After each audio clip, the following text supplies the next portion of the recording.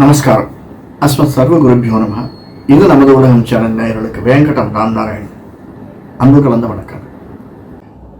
என்றென்றும் ஏற்றத்தை எண்ணிக்கொண்டிருக்கக்கூடிய மேஷராசி அன்பர்களே, நண்பர்களே, எதிர்வரக்கூடிய விஸ்வாவச வருஷம் ஆடி மாதம், அதாவது 16/7/2025 மாலை உத்திரட்டாதி நட்சத்திரத்தில் பிறக்கக்கூடிய மாதம் நமக்கு எப்படி இருக்கும்? இந்த மாதத்தினுடைய பலன்களை பார்க்கறதுக்கு முன்னாடி கிரக பொசிஷன்ஸ் பார்த்துக்கலாம். மேஷத்தில், அதாவது 2 ரிஷபத்தில் சுக்கிரனும், அந்த சுக்கிரன் மிதுனத்துக்கு போகிறார். 3ஆம் இடத்தில் குரு, கடகத்தில் சூரியன் புதன், சிம்மத்தில் செவ்வாய் கேது, லக்ன மகரம், கும்பத்தில் ராகுவும், சனி சந்திரன் மீனத்திலிருந்து இந்த மாதத்தை வழி நடத்துகிறார்கள். இது ஒரு விசேஷமான மாதம் சார். இந்த மாதம் எப்படி ஆனி மாதமும் அதே மாதிரி ஆடி மாதம் விசேஷமான மாதம். என்னன்னா, ராகு கேதுக்குள்ளே அனைத்து கிரகங்களும் 9 கிரகங்களும் அடைக்கப்பட்டு விடுகின்றன. அதில் செவ்வாய் மட்டும் ஒரு 15 நாளைக்கு அப்புறம் கன்னிக்கு போகிறார். இதனால் நமக்கு என்ன சார் லாபம்? ஏன்னா செவ்வாய் 5ஆம் இடத்தில் இருக்கக்கூடியவர், நம்முடைய மேஷத்திற்கு அதிபதியானவர் 5ஆம் இடத்திலிருந்து 6ஆம் இடத்திற்கு போகிறார்.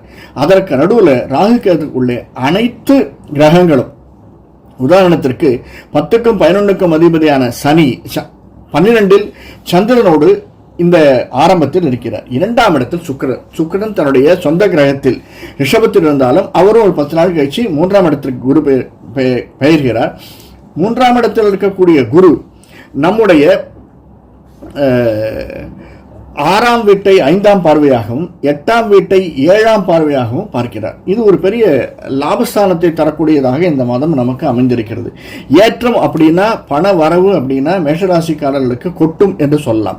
அதாவது உழைப்பு நிறைய இருக்கணும். அந்த உழைப்புக்கு ஏற்ற ஊதியம் சார், நான் எவ்வளோ பண்ணாலும் ஒன்றும் வரவே மாட்டேங்கிறது சார் அப்படின்னு சொன்னவங்கெல்லாம் போய் இன்னைக்கு நான் உழைச்சா பணம் வருது சார் அப்படின்னு சொல்லக்கூடிய நிலைமையில நாம் இருக்கோம். நிறைய விஷயங்கள் நம்மை சார்ந்து நடக்கக்கூடியவை நமக்கு உதவக்கூடியதாக அமைஞ்சிருக்கின்றன.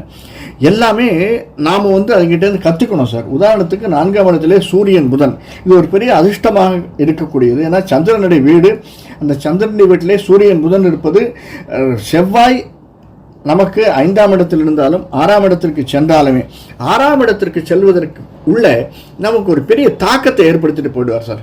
ஆடி மாதம் முதல் 15 நாட்கள், அதாவது இந்த ஜூலை மாதம் முடியறதுக்குள்ளே ஒரு பெரிய தாக்கம் நமக்கு நிச்சயமாக உண்டு. எந்த எப்படி வரப்போகிறது, யார் மூலியம் வரப்போகிறதுங்கிறத விட நிச்சயமாக அந்த தாக்கம் நமக்கு உண்டு என்பதை நாம் நம்பணும்.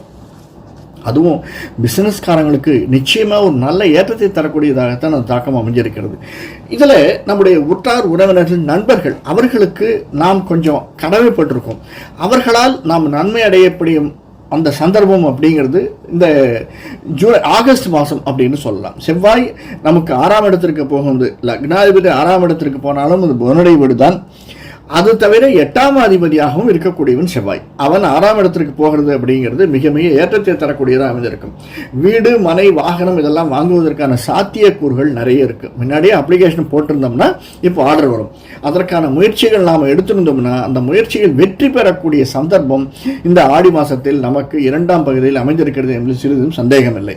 அது தவிர நமக்கு பிஸ்னஸ் அப்படின்னு சொல்கிற போது முக்கியமாக நம்முடைய அது தொழிலாளியாக இருந்தாலும் முதலாளியாக இருந்தாலும் எல்லாருமே இந்த விதத்தில் தொழிலாளிகள் தான், முதலாளி யாரும் இல்லை. அப்படிப்பட்ட ஒரு பிஸ்னஸ் அப்படிங்கிறது திரைத்துறை தான்.